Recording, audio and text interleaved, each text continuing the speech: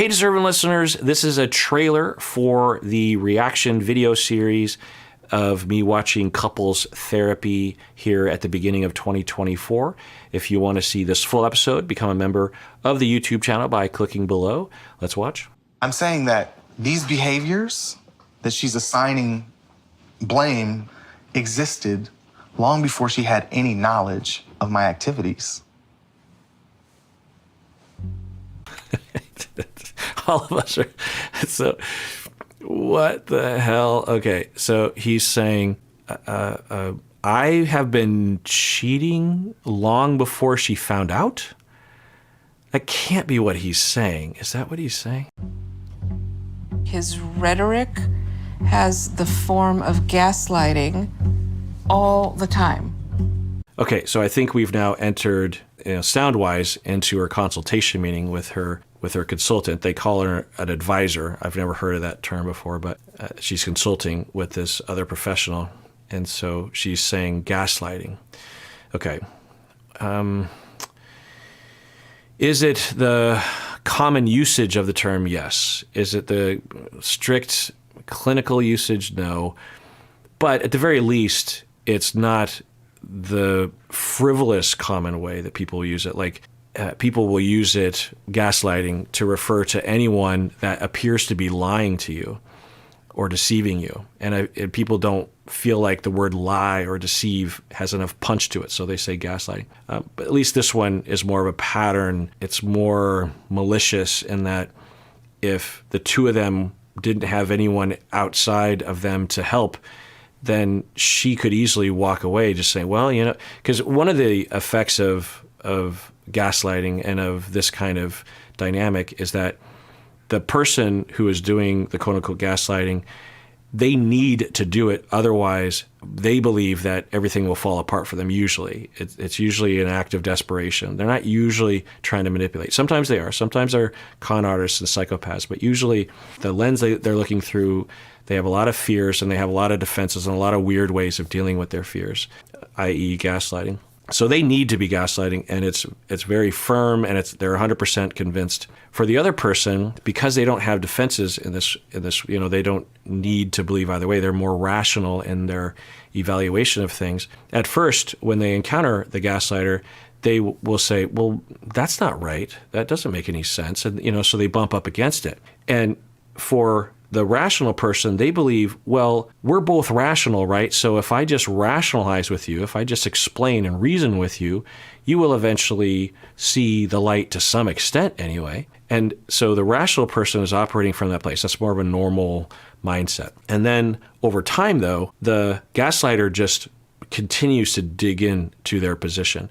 And the rational person, the reasonable person, keeps bumping up against it. There's a couple things that happen. One is that the reasonable person, just as a matter of coping and surviving, they might just actually start suppressing their judgment in order to just survive in the relationship. Because if they're going to survive, if they're going to stay in the relationship, if they're not going to get in fights, they have to suppress a part of their reasoning ability. So they do that internally. It's the fault of the gaslighter, but they're sort of gaslighting themselves in a sense. The other coping is to continue to try to rationalize and reason. And then eventually, though, what'll happen is the reasonable person will say, well, you know what? I'm not entirely sure about my position, because it's rational and reasonable to feel that way. It's not reasonable to be completely convinced of your take on things. Reasonable people understand that they're not 100% right 100% of the time. So they're bumping up against this and they're like, well, I'm only like 97.5% sure of what I'm saying. I'm pretty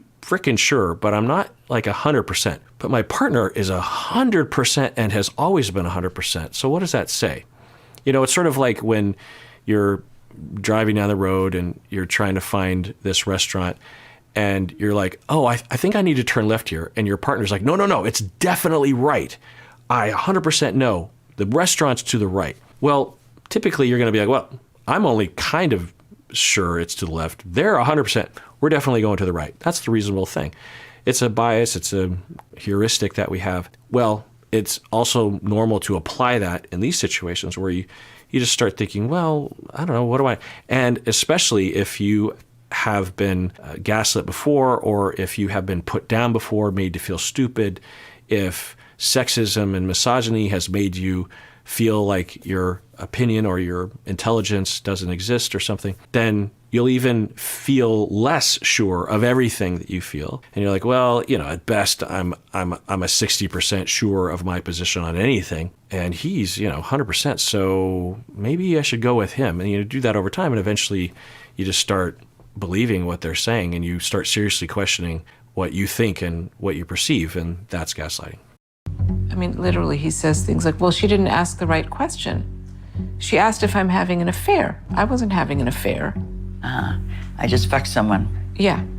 And then he said, well, it was in a different state. Literally. Literally. Yeah. I'm like, I don't know what universe. What are some reasons as to why someone would do that? Because if I ask a therapist that question, they know what I'm getting at. They know that I'm saying, what's your clinical perspective? What's your hypothesis? Let's start analyzing. Let's start figuring something out. At least the people that I work with, they know that I'm not asking the question of, well, what do you think is defective about this client? Like, what do you think is morally reprehensible about this client? What they know I'm asking is, what relational traumas and schemas result in this very strange behavior? That's the wonderful thing about psychology and about psychoanalysis and psychodynamic theory and attachment theory and schema therapy and other explanatory personality theories, in that it provides a model for explaining.